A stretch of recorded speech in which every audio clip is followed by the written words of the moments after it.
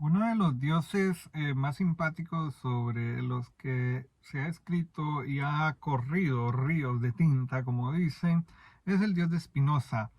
Y haciendo una extrapolación hacia la idea occidental de Dios, tenemos que considerar que por lo general en Europa y lo que hoy es América y algunos otros sitios, la corriente principal, digamos, teológicamente hablando, es la cristiana.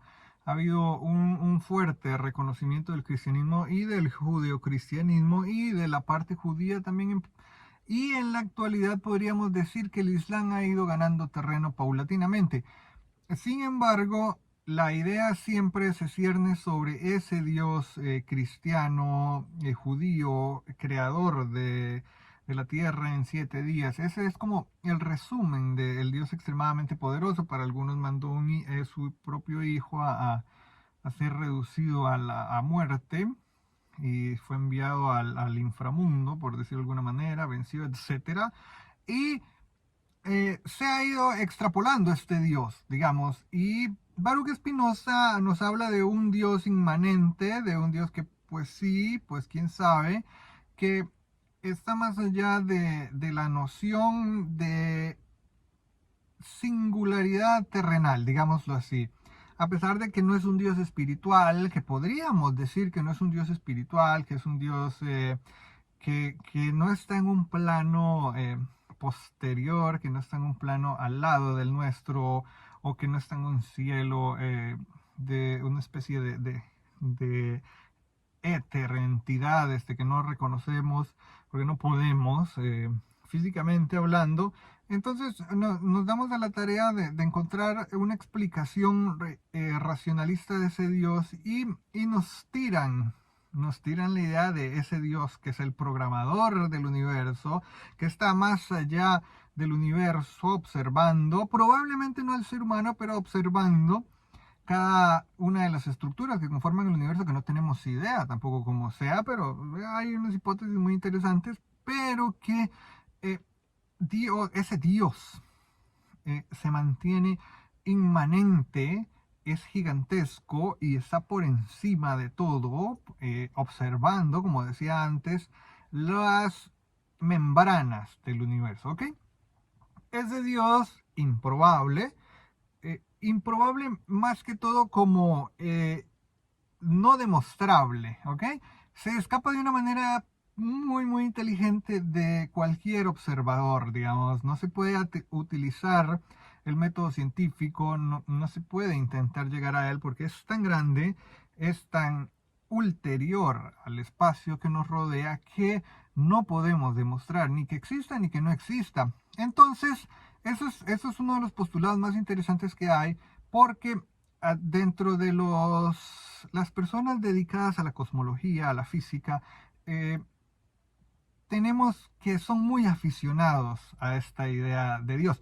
Pero la pregunta al final de cuentas es, si tenemos una idea de Dios, de un Dios inmaterial que está, o material, no importa, que esté por encima del universo observando las membranas universales, ¿de dónde surge digamos, de dónde surge la idea de este Dios? Porque de pronto Einstein o Bohr o Schrödinger dijeron, bueno, es que Dios como tal, pues es muy difícil que se manifiesta en este universo porque no se demuestra que tenga contacto con ninguno de los energía ni tenga contacto con la materia que conforma el universo, ¿ok? No hay interacciones cuánticas a niveles que podamos observar para hacer que Dios comience a funcionar dentro del universo. Y, por ejemplo, Stephen Hawking decía que bueno, que es que ni siquiera se necesita porque ya hemos andado por ahí revisando las interacciones eh, subatómicas y realmente no se necesita. Entonces, ¿cómo es que de pronto se coge una idea? Porque lo fascinante de Dios es que ha sido inventado en numerosas ocasiones, pero curiosamente, a pesar de que el Dios, el único Dios que se reconoce que tienen unas características muy, podríamos decirlas que ridículas dentro de la historia de la humanidad. Fue el Dios que logró salir adelante. Y es que era ese Dios de amor, que se preocupaba por el pueblo, que quería que su pueblo, que eran los judíos, estuvieran de una manera, se comportaran de cierta manera, y a él no le interesaba si los persas se colocaban de cierta manera, si los persas aquemeníes se comportaban de cierta manera, si los sasánidas se comportaban de cierta manera, si los egipcios se comportaban de cierta manera, si los griegos, romanos, etcétera, se comportaban de la manera que se comportaban. A él no le interesaba. A él le interesaba que los judíos se comportaran así. Y ese Dios, ¿y por qué hablo de ese Dios? Porque es un único Dios. Nadie que tenga un posgrado en física o en cosmología va a decir, bueno, es que hay muchos dioses y hay un Dios que se dedica a observar cómo funciona la gravedad, o hay un Dios que se dedica a observar cómo funciona la interacción del gluón W y Z. Nadie dice eso. Todo el mundo dice, es que es un programador universal, es un Dios que se sale de nuestra capacidad de observación, es un Dios que nos ha observado suficiente el universo como para darnos cuenta que existe. Nadie dice, son muchos dioses. Nadie dice, es Elohim.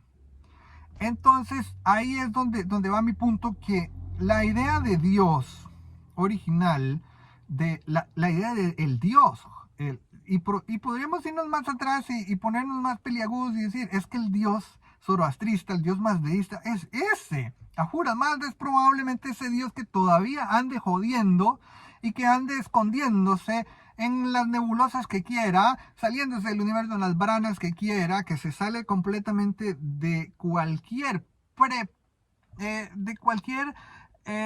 presunción de la física más seria.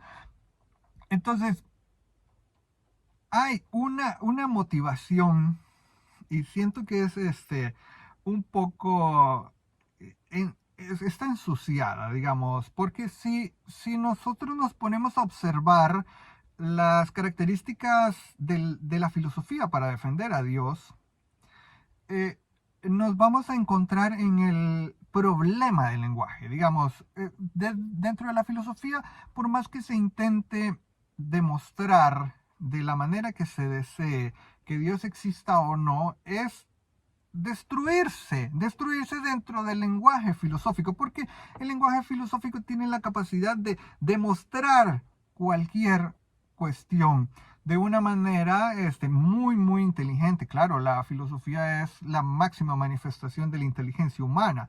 A pesar de que los físicos puedan jactarse que son extremadamente inteligentes, o los matemáticos lo que hacen es tratar de reproducir la realidad. En cambio, la filosofía intenta, dentro de nuestro lenguaje, que tras de eso aparentemente es muy reducido, digamos, puede encasillarse en como una dimensión en el lenguaje.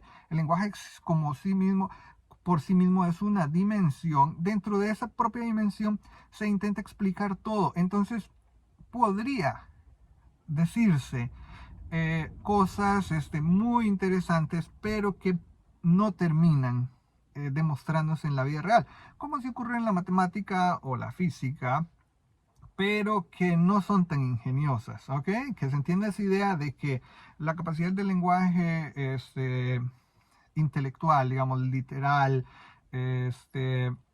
metafórico, es extremadamente más profundo que cualquier lenguaje matemático o físico, a pesar de que estamos hablando de que la matemática y la física obedecen a una razón real, ¿verdad? Aparentemente. Entonces, no podemos andar por ahí recurriendo. Yo no creo que se pueda recurrir a la filosofía, a pesar de que esto se pueda darle la vuelta y decir que yo estoy utilizando el propio lenguaje filosófico para intentar desmontar esta idea. Pero no creo que se pueda, porque Dios no se trata de lenguaje. Dios tiene que ser observado, tiene que manifestarse, y a pesar de que el Dios cristiano, judío-cristiano, no es quizá el Dios que Stephen Hawking intenta negar, o Richard Dawkins también, pero Richard Dawkins es muy infantil a la hora de argumentar. Pero digamos, ese Dios, ese único Dios, es el Dios judío-cristiano, que es una idea muy interesante, es una idea muy original judía, pero que termina destruyéndose, desdibujándose completamente en las poblaciones donde no se observa, digamos, la razón, donde la gente no le interesa pensar, no le interesa razonar, no le interesa discutir, pues ese Dios es como muy desdibujado, un Dios eh, muy somero. En cambio, cuando comenzamos a hablar ya de teología, o hablamos con gente más seria que intenta desmontar esa teología, o la gente que filosóficamente intenta demostrar que Dios existe, y la gente que filosóficamente intenta demostrar que ese Dios no existe, y al combinar la lógica con la filosofía, bueno, que la lógica es hija de la filosofía, sí, pero de esa lógica más madura, más postmoderna que tenemos actualmente, eh, más neopositivista, digámoslo así, tiende a negar la filosofía ella misma, al igual que la física lo hace y la matemática hace, como negar la filosofía, a pesar de que la epistemología está jalando durísimo para que no se salga de su canasto al final de cuentas. Pero esa lucha, esa disputa que hay, eh, yo siento que debería reducirse a la simple observación. ¿Ok? La observación puramente newtoniana, digamos, en este caso.